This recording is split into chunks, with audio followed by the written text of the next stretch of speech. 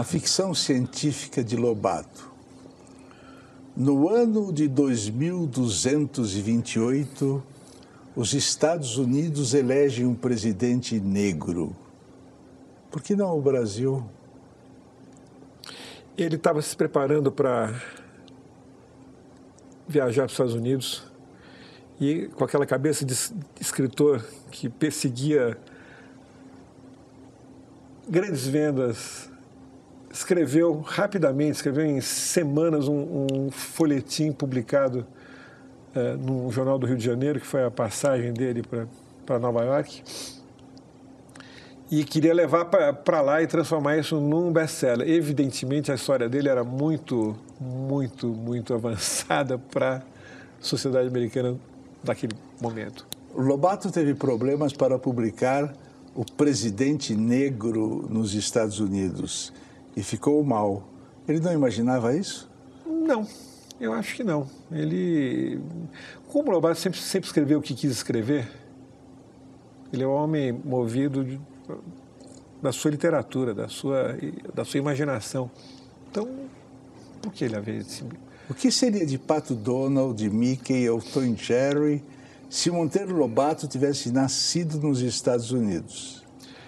Olha, Abu, quando Lobato volta dos Estados Unidos, ele escreve um livro chamado América, onde ele registra as impressões do que ele viveu lá entre 27 e 30, como adido comercial do Consulado Brasileiro em Nova York.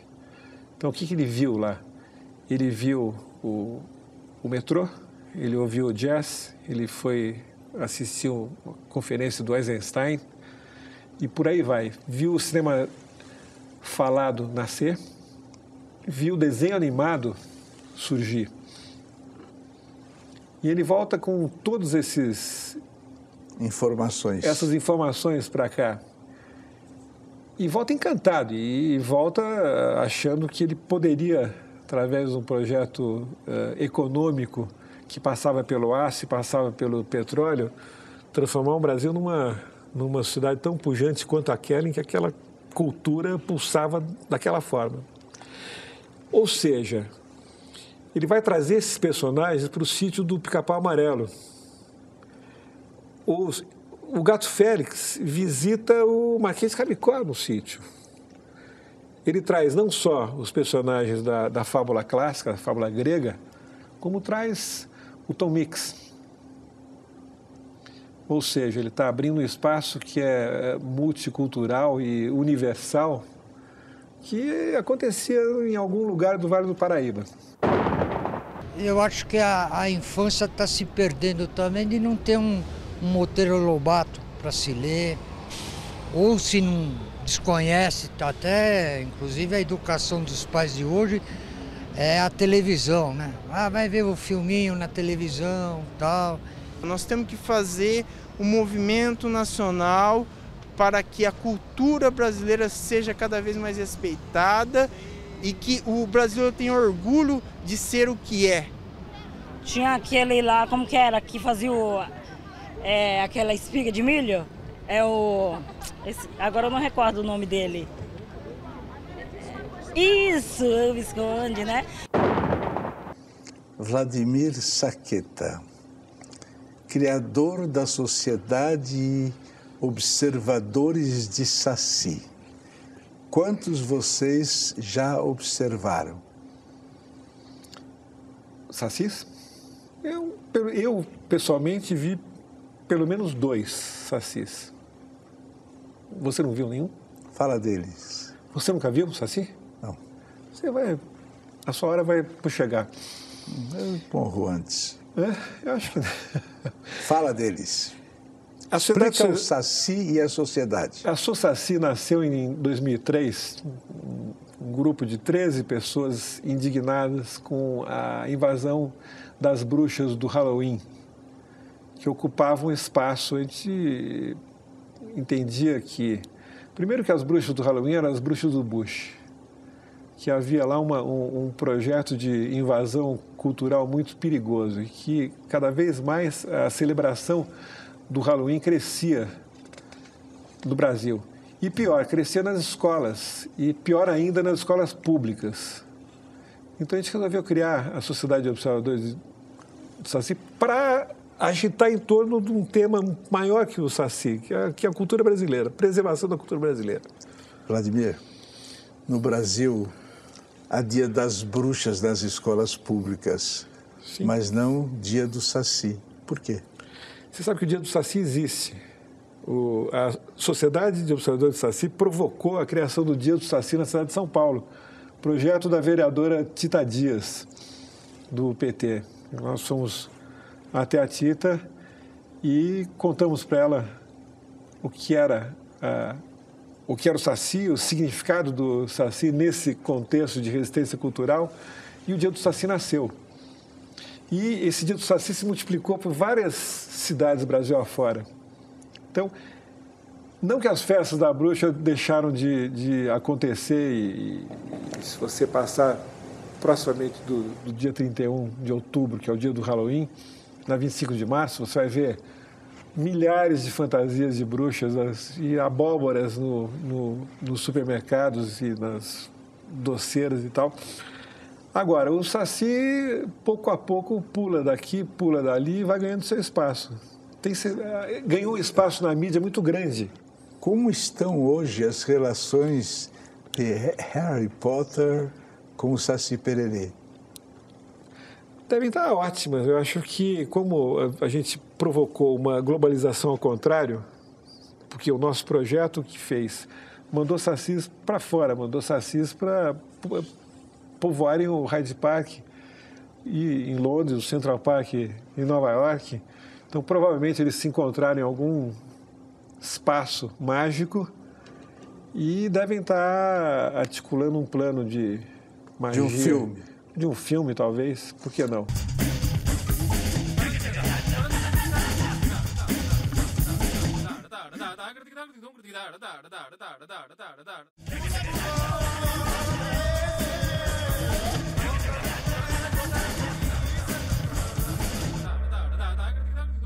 A ficção científica de Lobato.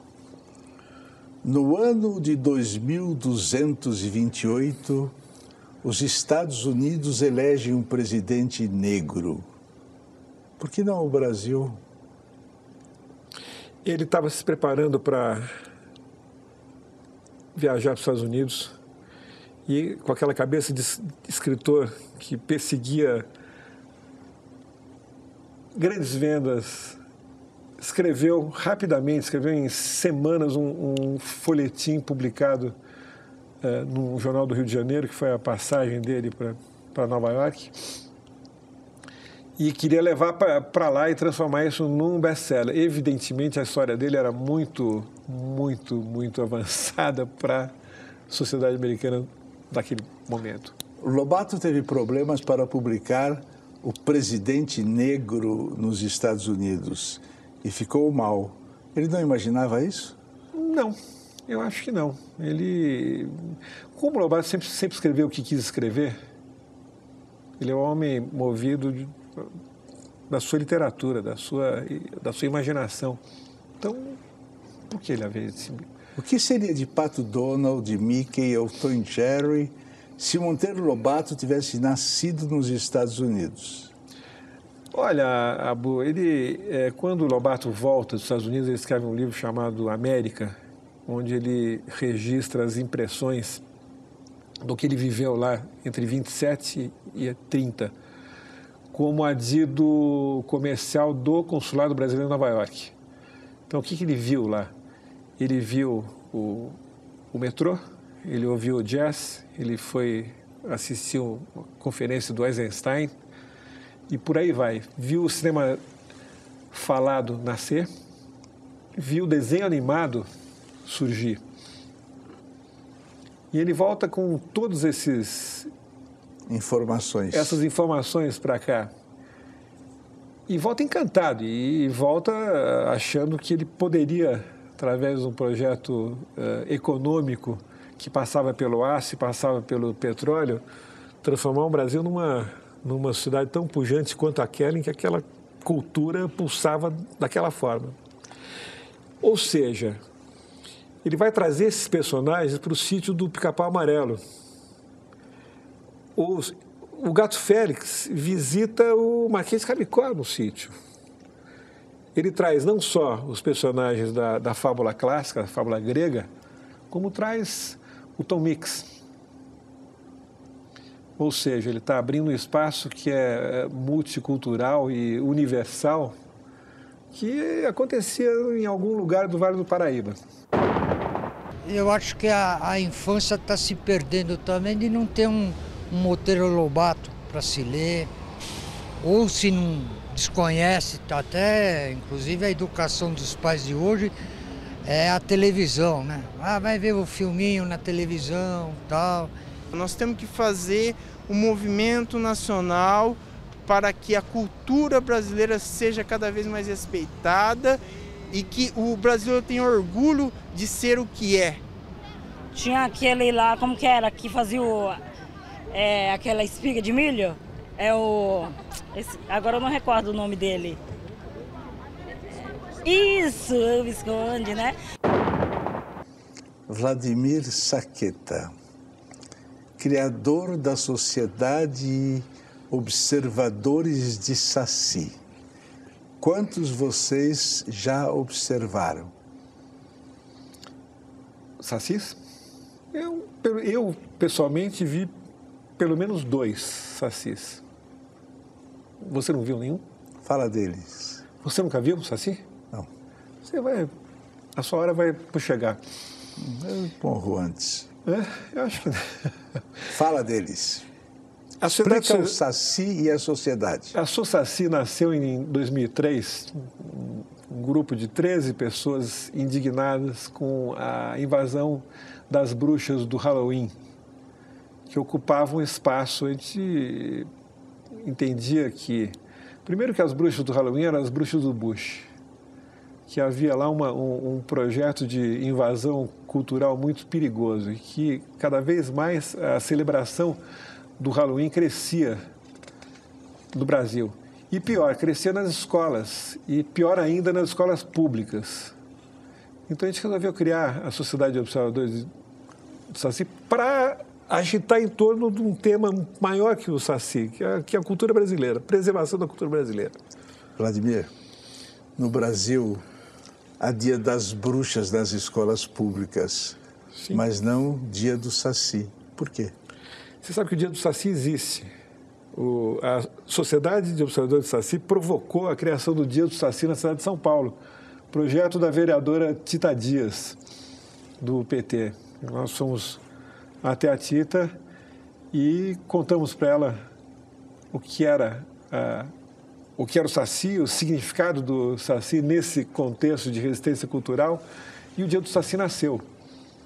E esse Dia do Saci se multiplicou por várias cidades do Brasil afora. Então, não que as festas da bruxa deixaram de acontecer, e se você passar proximamente do dia 31 de outubro, que é o dia do Halloween, na 25 de março, você vai ver milhares de fantasias de bruxas e abóboras nos supermercados e nas doceiras e tal. Agora, o Saci, pouco a pouco, pula daqui, pula dali e vai ganhando seu espaço. Ganhou um espaço na mídia muito grande. Como estão hoje as relações de Harry Potter com o Saci Pererê? Devem estar ótimas. Eu acho que, como a gente provocou uma globalização ao contrário, porque o nosso projeto que fez mandou sacis para fora, mandou sacis para povoarem o Hyde Park e em Londres, o Central Park em Nova York. Então, provavelmente, eles se encontraram em algum espaço mágico e devem estar articulando um plano de magia. De um filme. De um filme, talvez. Por que não?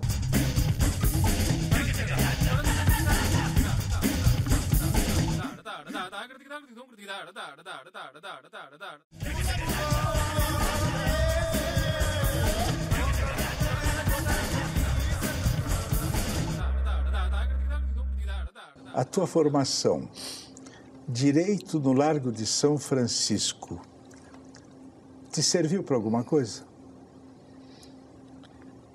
Olha, eu fiz a São Francisco entre 71 e 75, ou seja, no período mais duro e mais difícil da ditadura.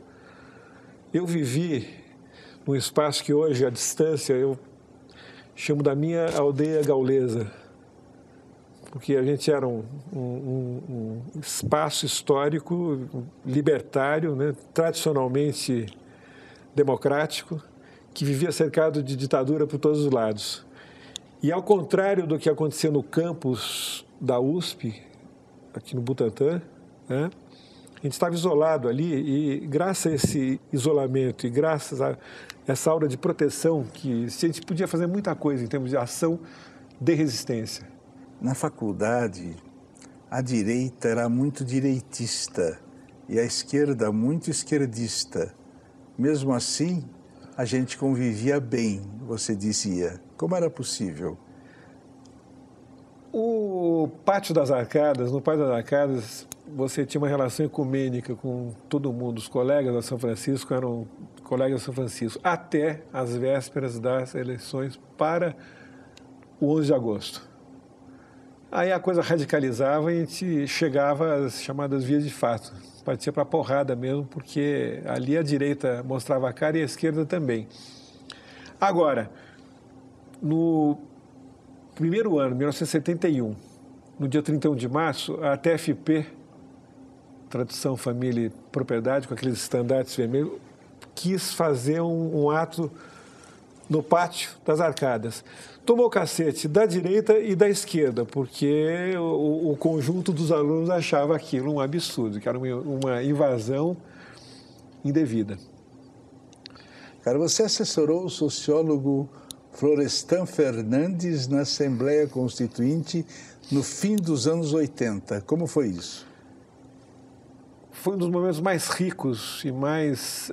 foi um privilégio estar com o velho por Florestan. Eu fiz com um grupo muito restrito, muito pequeno, que nós nos chamávamos, nos autodenominávamos o Exército de Branca Leone do Florestan Fernandes, sem dinheiro, sem experiência de fazer campanha política. A gente conseguiu eleger o Florestan muito bem votado para a Constituinte. E esse grupo continuou dando apoio ao mandato dele. A bandeira do Florestan principal foi a Lei de Diretrizes e Bases da Educação Nacional. Então você imagina a riqueza dessa convivência com ele, que estava articulando o Fórum Nacional da Escola Pública, que envolvia estudantes, professores e funcionários da área da educação. E o velho Florestan era uma figura que, como ele mesmo dizia, debaixo do meu guarda-chuva cabem todos os radicais. A campanha de Florestan teve um apoio decisivo do professor Antônio Cândido. É verdade? Com relação ao Antônio Cândido, tem uma história muito bonita, assim, que hoje eu posso divulgar. O Antônio Cândido, quando fechou o ciclo dessa primeira campanha para Constituinte, não queria que isso fosse público. Acabou a campanha, Florestan foi proclamado eleito, Antônio Cândido me telefona e disse o seguinte: quanto é que vocês estão devendo? Eu falei, professor, pouquinho, porque como a gente nunca teve dinheiro, a gente sempre deu passo menor do que a perna. Né? Então é pouca coisa, mas quanto? Eu falei, eu não tenho esse número na ponta da língua, mas eu vou me informar e lhe digo. E apurei, e no dia seguinte, ou dali a 2 dias, eu voltei e falei, olha, professor, estamos devendo algo em torno de 10 mil reais ou 15 mil reais em valores naquele momento. Você pode passar aqui? Me chamou à casa dele e me deu um cheque exatamente naquele valor. Eu falei, mas professor, o senhor é um intelectual? Não é um empresário, não é um banqueiro, não é um... Ele falou, fica tranquilo, Vladimir, porque esse dinheiro é o fruto de um prêmio de literatura que eu ganhei.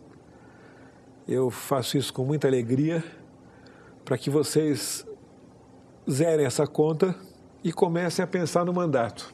Vladimir, o que é que você está lendo? Eu estou lendo a autobiografia do Salman Rushdie, o Joseph Anton. Esse é forte, né? Esse é muito forte. E estou lendo por Lobato sempre. Qual o grande escritor que você descobriu? Monteiro Lobato não vale. E qual o autor que você ainda não descobriu? O autor que eu ainda não descobri? Saramago. Não consigo ler Saramago. Nunca consegui, tentei várias vezes. E outro que eu não consegui ler foi o Paulo Coelho, por motivos que não tem nada a ver com as minhas razões com o Saramago, por favor. Alguma emoção cívica ao ouvir o hino nacional? Olha, até um tempo atrás, não só o hino nacional, como qualquer símbolo pátrio, a gente via como algo apropriado pelos milicos, pela ditadura. Então, ouvir o hino nacional incomodava. Não era confortável. Hoje, o hino nacional, apesar de ser um hino parnasiano, complicado, né, ele bate de uma forma diferente. Quem fez maior mal ao mundo? Os bancos, a religião, o poder? Bem, aí eu volto para o meu DNA mais remoto e te respondo como um anarquista do começo da década de 20. Respondo como Edgar Lanhot, por exemplo, brasileiro, responderia. Eu acho que o mundo vai melhorar quando o último general estiver enforcado nas tripas do último cura, que pode ser um padre, um bispo, um cardeal ou um papa, tá certo? Que vai estar enforcado nas tripas de um banqueiro. Tá certo? Isso é uma coisa nihilista, né? Não é nihilista, não. Eu acho que é um projeto de mundo. Então vamos fazer a última pergunta. Opa. Vladimir, o que é a vida? A vida é o sonho. Os sonhos se realizam. Então a gente não tem por que duvidar de sonho algum. Vladimir, o que é a vida?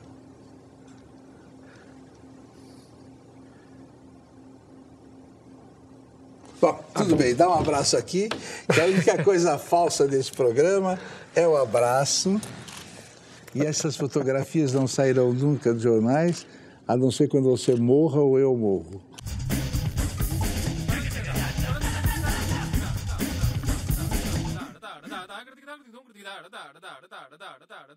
Convençam-se, meus amigos, convençam-se. O Brasil é um país hebdomadário. Poucas coisas aqui duram mais de uma semana.